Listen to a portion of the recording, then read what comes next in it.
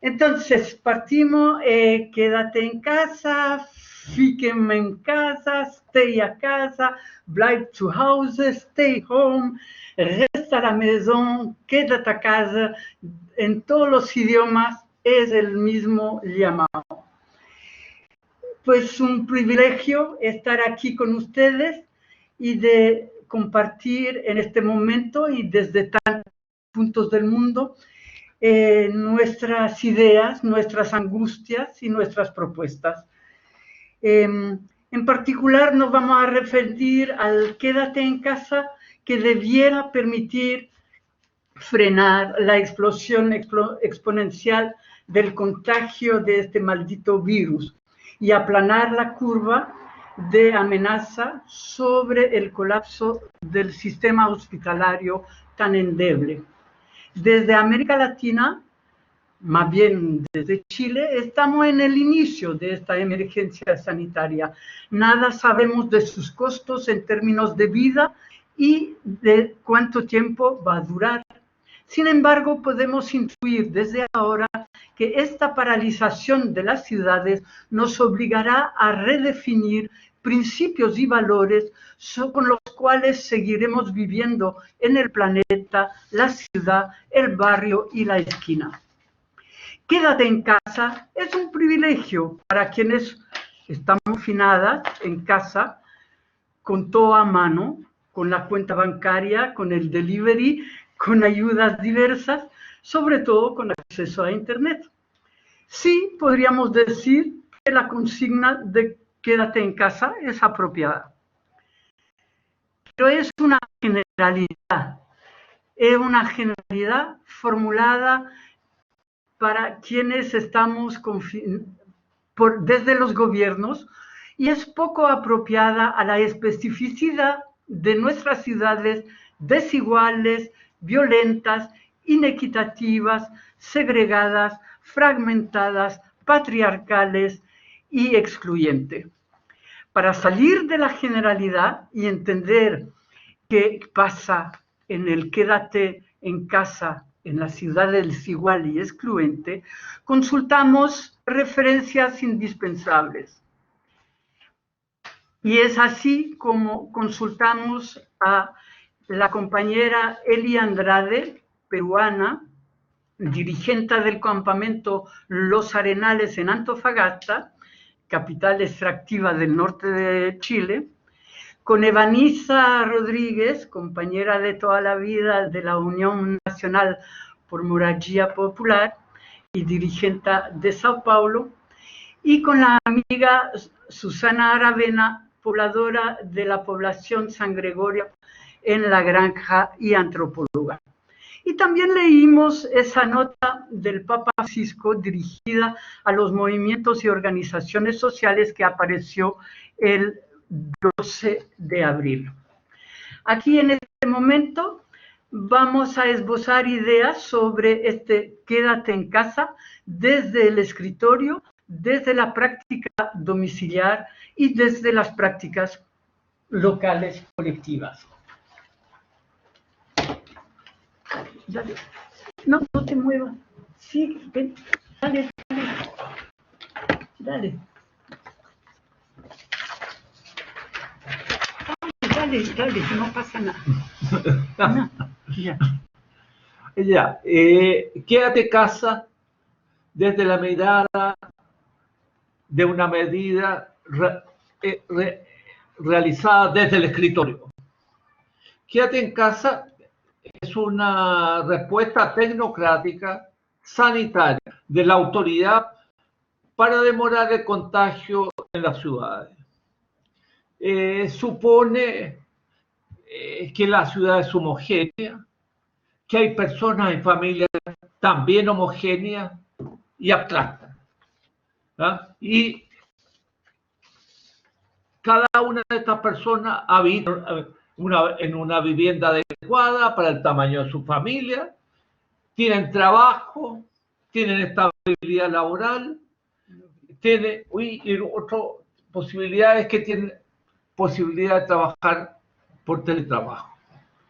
Además gozan de seguridad de tenencia, no van a ser desalojados. Y son seres bancarizados, con tarjeta de crédito, con acceso a los deliveries y a las compras por internet. En Santiago, por ejemplo, el quédate en la casa es una medida que vuelve a poner en discusión y en cuestión las políticas de vivienda y desarrollo urbano neoliberales que por 30 años han dado los resultados siguientes. Se cuenta con un gran stock de viviendas sociales en la imagen, supuestamente públicas, de mala calidad, de alta densidad urbana, en concentraciones homogéneas de pobreza dentro del área de la ciudad. Se cuenta también con viviendas tradicionales de las antiguas poblaciones, ahora hacinadas, subdivididas, arrendadas y subarrendadas por piezas. También están los barrios de viviendas precarias en el centro de la ciudad, los CITES, los nuevos conventillos en las áreas pericentrales y los campamentos en la periferia. Y además nuevas construcciones, esto que han pasado a denominarse guetos verticales, que son nuevos edificios de hasta unos 40 pisos de altura y con nano viviendas. El punto que queremos señalar acá es la insuficiencia de una medida impuesta desde un escritorio. El quédate en casa debería aplicarse en universos diversos, como lo son los que existen en nuestras ciudades tan fragmentadas, tan segregadas, tan desiguales. Un punto interesante es que este virus en América Latina tiene algo diferente, como la historia de las antiguas pestes que se asociaban al bajo pueblo.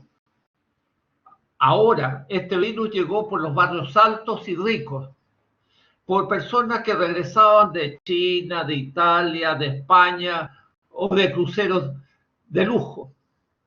Corre el contagio que ahora se disemina por la ciudad y amenaza a los que sobran, a los pobres y a las personas.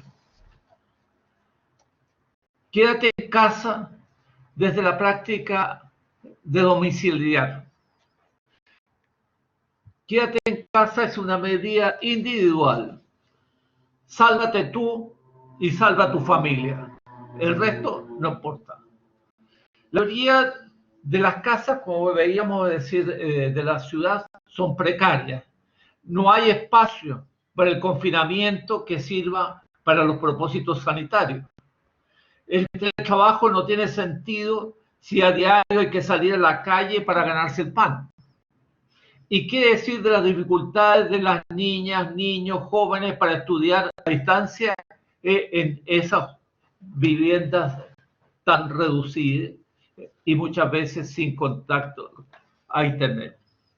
Estar confinado en espacios hacinados sin poder trabajar altera las relaciones familiares. En 2 semanas de operación de la medida Quédate en casa, las denuncias por vivienda y familiar han aumentado entre un 50 a un 70%. La cuarentena o quédate en casa ha significado que muchos trabajadores perdieran sus empleos. La amenaza del paro y el encierro enloquece, deprime, estresa. Pero andemos con cuidado. No se trata de un asunto coyuntural. Es una crisis económica que ya está presente y que nos acompañará después de la pandemia. En la recesión y en el hambre. El hambre, ese desastre que se suponía superado en nuestras ciudades y que regresa y que ya está a las puertas de casa. Quédate en casa desde las prácticas colectivas. Desde siempre, ahora y en el futuro, bien sabemos que el pueblo salva al pueblo. Las prácticas colectivas de sobrevivencia y de lucha por los derechos de todas y todos, desde la periferia y entre los que sobran, son las pistas de cómo enfrentar esta pandemia y cómo reconstruir la dignidad. Se multiplican las iniciativas de cuidados a partir de servicios entre vecinas y vecinos. Hacemos algunas referencias como las organizaciones poblacionales que reinventan las experiencias de las ollas comunes de antaño para responder a las demandas de sobrevivencia por el confinamiento domiciliar. Tenemos también estas organizaciones que logran superar el trauma de lo que era esta versión tan asistencial que marcaba la práctica de las canastas básicas. Tenemos también el abastecimiento, las compras y la distribución de alimentos y medicamentos que, tenemos más imágenes, que se van combinando por edificio, por pasaje y por esquina y por barrio. Las dirigentes conscientes de los peligros del contagio crean puestos de lavado de manos en la entrada de los asentamientos que están sin agua y sin alcantarillado. En sedes comunitarias, grupos de adolescentes acompañan los menores para las tareas de la educación a distancia. Aparecen banderas rojas para señalar casas contagiadas y la densidad aporta agua y comida. Al final de la tarde se redescubre la gracia de la conversación entre vecinas y vecinos de balcón a balcón, de un lado u otro de una tapia, para apoyarse, ayudarse a superar la angustia y la sensación de locura. Deben ser miles las prácticas colectivas que vuelven a brotar en este momento complicado de pandemia. Frente al anonimato del quédate en casa individual, el desafío no es solo de salir de este virus maldito, es de volver a forjar prácticas sólidas de sociedad y de valorar hacia elementos de convivencia en la dignidad, desde el territorio y desde lo local. Lo tenemos muy presente aquí en Chile, hacia la nueva Constitución. La lucha que llevamos desde hace muchos años y especialmente desde el 18 de octubre de 2019, pues debemos mantenerla, esta lucha, para un futuro menos individual y menos neoliberal. Dentro de 15 días, para el tercer foro, podremos seguir debatiendo sobre estas relaciones entre los gobiernos centrales lejanos, iniciativas locales y las respuestas de los gobiernos locales. Gracias.